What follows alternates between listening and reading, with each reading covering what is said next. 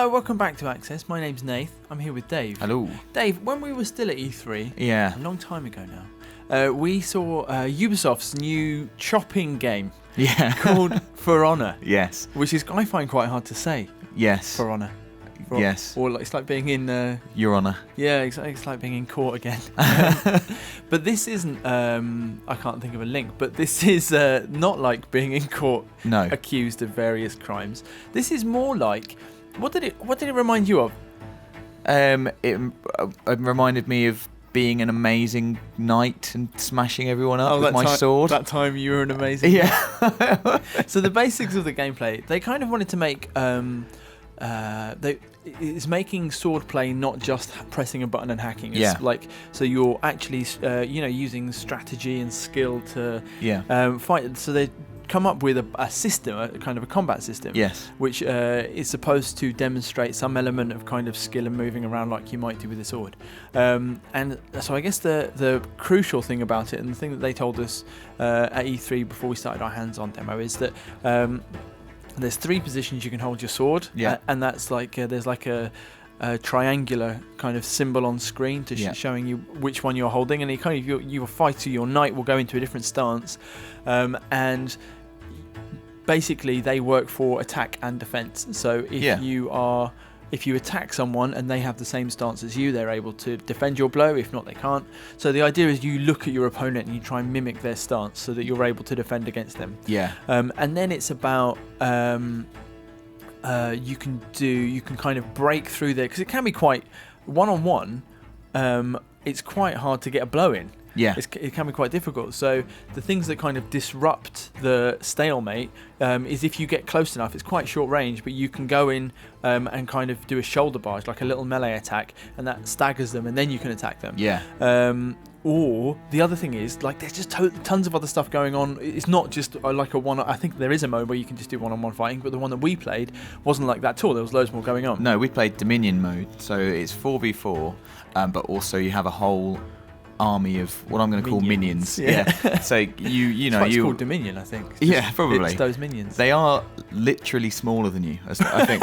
Definitely from memory. I don't know if they're wearing less armor. So big. And they pose a bit of a threat, but they're also just great fun to just sweep away. It made me think, like, just in the olden days, when just being a knight, being quite well trained, having a horse, having better armour. You know what I mean? I'm not sure it was quite as easy as that, but you are just basically wading in. Yeah. It's like chopping down nettles. Exactly, yeah. And the mode was, like a capture points on a map, so A, B, and C. It reminded me of Control on Destiny. Yes, I thought you'd probably throw in a Destiny. There's 3 points as well, and they work. Yeah, A, B, and C, as you said. So. Yeah, and there's respawning until your team reaches 1,000 points. Yes. And then you've broken the other team. Yeah. And then anytime you kill one of their knights, they're out. Then. Yeah. They can't be respawned. They can get back.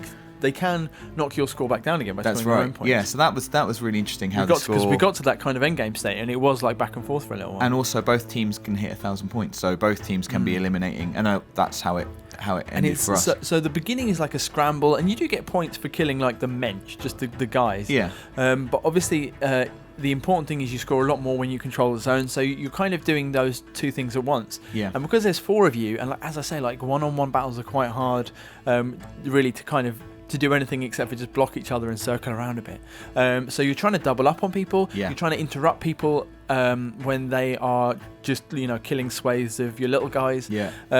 And I spent quite a lot of time running away. Yes. I think that was the smart money, though, to be honest. The smart money was on that. So I feel like this was a combat system which I'm hopefully going to get much better at. So I got the basics of it, but you do feel like, there's quite a lot of nuance here, and if I played someone who really knew what they were doing, it would be game over. I think there'll be some epic battles. It could last quite a long time, I think, like one-on-one duels. Really, really cool. Oh, man. Yeah, maybe forever. Really tactical, yeah. I think it's really exciting, and I want to say that it was one of my favourite things that I played at E3. Really, different to anything else, wasn't it? I really enjoyed it.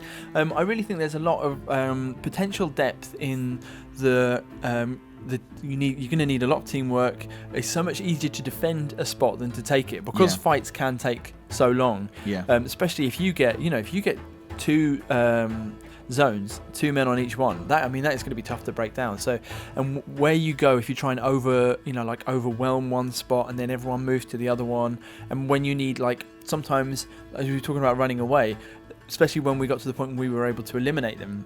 Yeah. If you got the upper hand in a fight, the guy would just turn around and run. Yeah. So then you're running after him and you're like, someone come and help me chase this guy down. Yeah. And so that kind of communication was really necessary as well. There are also feats as well that you could unlock, which of course, on little the D-pad. Special buffs. And I think that those change depending on which faction you belong to. So there are 3 factions in the game, which is Samurai, Viking, and I think they're just knights. The other ones. I had no idea. Yeah. Even now, that's unbelievable. Yeah. Samurai. Yeah, and I know that one of the samurai feats is you can call in like an airstrike, which is arrows, flaming arrows. But there's other things like healing yourself. They're basically kill streaks, aren't they? You can also like sort of G up everybody around you on your team. Like 10% attack power or whatever it is, yeah. So that's another sort of dynamic. But this was only Dominion mode that we saw. I'm sure there's going to be lots of different modes, like we said, hopefully like a one-on-one kind of a thing. Yeah, it feels like a step up from Dark Souls. You have to be quite considered and careful when you go into combat, and a lot of it is about like whether you can knock your opponent back and like really well timed ripostes. I can't remember the proper word for it.